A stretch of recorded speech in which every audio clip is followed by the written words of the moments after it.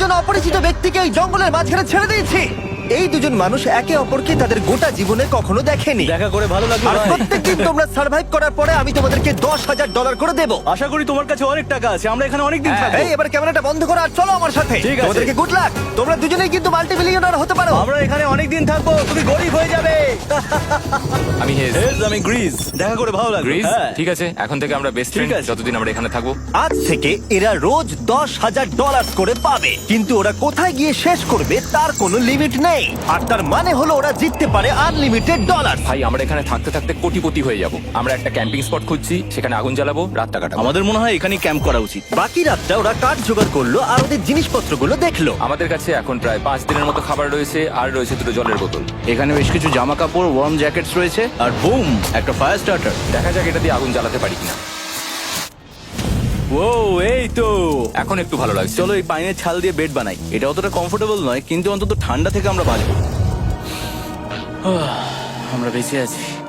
2 নম্বর দিন। আর পরের দিন সকালবেলা আমি ওদের প্রথম $10,000 দিলাম। তোমরা প্রথম রাতটা কেমন কাটালে? খুব ঠান্ডা ছিল। 24 ঘন্টা কেটে গেছে আর আমি কিন্তু $10,000 নিয়ে আসিনি। তোমরা জানতে চাইবে না কেন? হ্যাঁ, জিজ্ঞেস তো করতেই হবে, তাই না? ওকে, একবার উপরের দিকে তাকাও। ও মাই গড।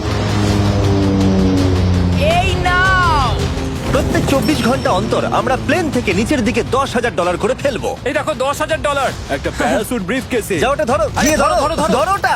ভাই এটা তো পাগলামো।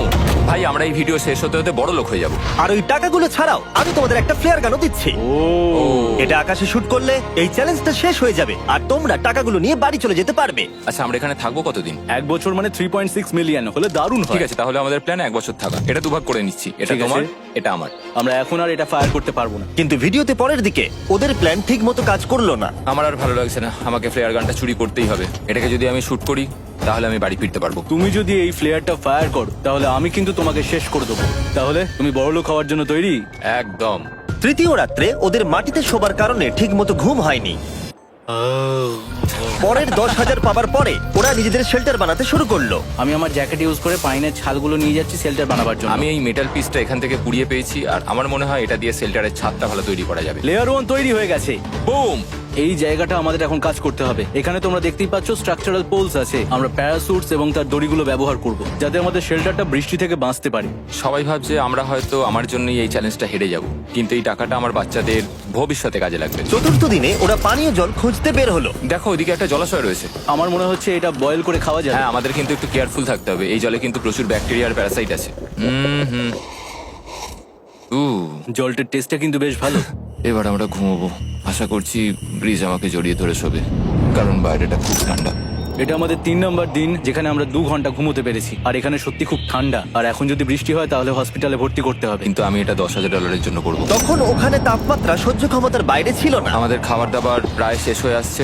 গ্রিজ এটাকে বলছে উপোস, যেটা খাবার পুড়িয়ে যাওয়ার থেকে শুনতে ভালো। কয়েকটা দিন পরে ওদের খাবার নিয়ে খুবই সমস্যায় পড়তে হয়েছিল। আমরা আজকে সকালে 1 পিস বিফ জার্কি খেয়েছি। জিমি আমাদের 5 দিনের মতো খাবার দিয়েছিল, কিন্তু আজকে 9 নম্বর দিন। এগুলো গ্রিন ব্রায়ার লিভস। গ্রিজ বলেছে এগুলো নাকি খাওয়া যায়। এটা একদম ক্লিয়ার ছিল যে এখন ওদের খুবই খিদে পেয়েছিল। তাই আমি 10 নম্বর দিনে ওদের জন্য একটা সারপ্রাইজ নিয়ে গেলাম। ওরা অফিসিয়ালি 10টা দিন কাটিয়ে ফেলেছে। হেলিকপ্টারটা দিকে নিয়ে এসো। ও ভাই, আমি নার্ভাস ভাই। ও মাই গড। 10 দিন সেলিব্রেট করার জন্য 10 দিনের খাবার এনেছি, যেমন অনেক মশলা, 2টো টার্ফ আর মাছ ধরার জন্য যা যা প্রয়োজন। তোমরা যা জিতেছো তার মধ্যে থেকে $50,000 দিলে তবে এগুলো পাবে। তোমার বিফ জার্কি চাই? এখন খাবে না কিন্তু। বিনস গুলো কেমন ভালো? ও একদম। ফ্রিজ এটা কিন্তু ইয়ার কি নয়, আমাদের এই জিনিসগুলোই লাগবে ফিশিং করার হ্যাঁ। জন্য। 50,000। 50,000। চলো তাহলে কথা বলে নি। হ্যাঁ চলো যাওয়া যাক।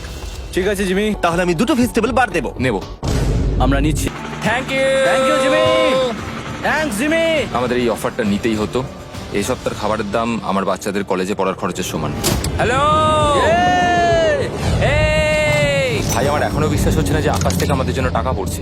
ক্রেটে যা খাবার আছে তাতে ওদের 10 দিন চলে যাবে, কিন্তু ওদের 1 বছর থাকতে হলে তাহলে আমরা 1 বছর থাকবো। ওদের নিয়মিত খাবারের সোর্স খুঁজতে হবে।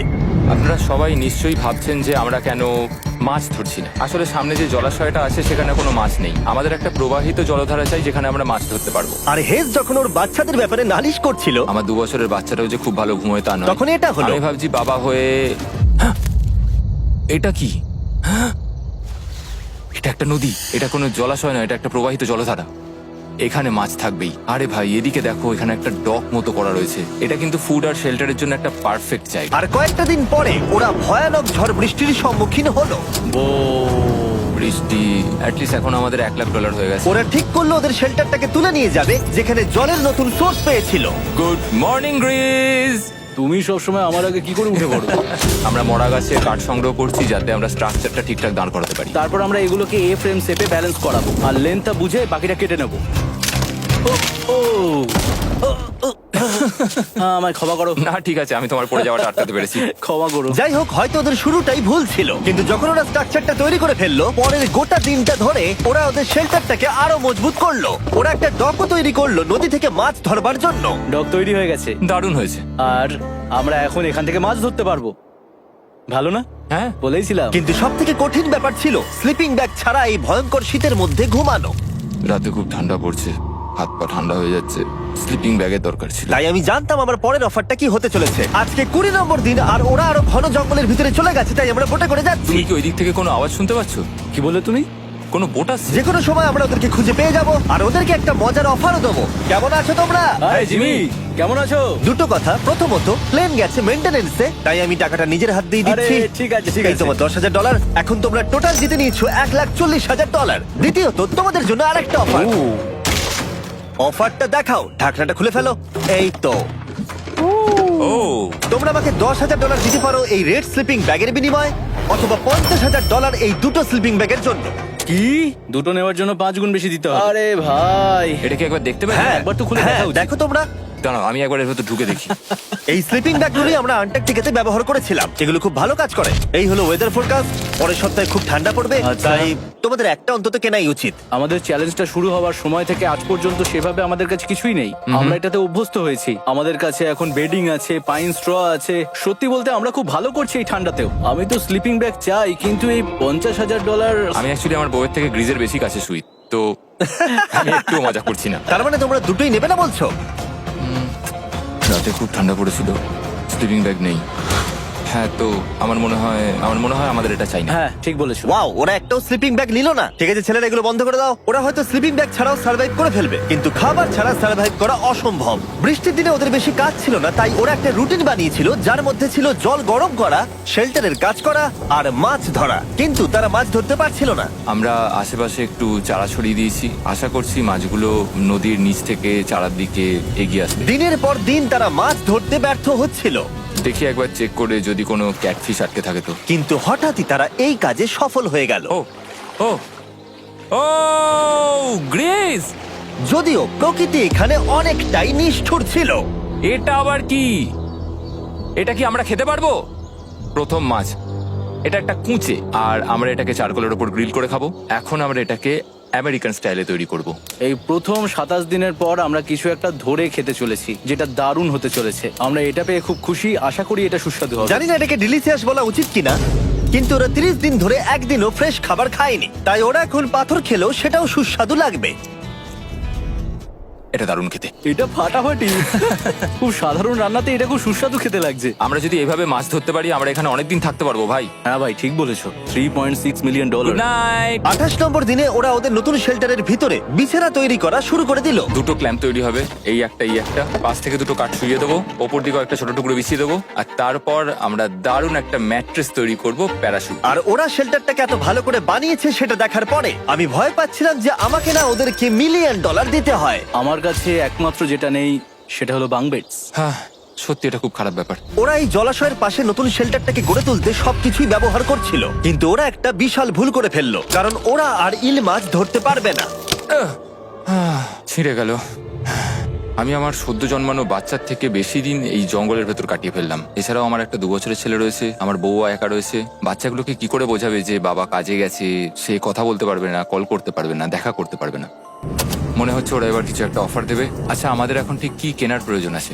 আমাদের ফায়ারউড পেতেই অনেকটা সময় চলে যায়। যদি ওরা ফায়ারউডের অফার দেয় তাহলে আমাদের পক্ষে খুব ভালো হবে। এর জন্য আমি $10,000 দিতে পারি। আমরা এখন জঙ্গলের একেবারে মাঝখানে আছি, এমনকি আমি জানিও না এখন আমি কোথায় আছি। ঠিক আছে, কেমন আছো তোমরা? ভালো আছি ভাই, তুমি কেমন আছো? এক মাস এখানে সার্ভাইভ করার পুরস্কার হিসেবে আমি তোমাদের জন্য একটা দোকান এনেছি ও ওকে। আমরা তোমাদের ব্লগ ফুটেজ দেখে তোমাদের যা প্রয়োজন সেগুলোই এনেছি, যেমন ফায়ারউড, একটা শোভেল, রান্না করার জিনিসপত্র, বেডিং, এমনকি বই আর বোর্ড গেমসও।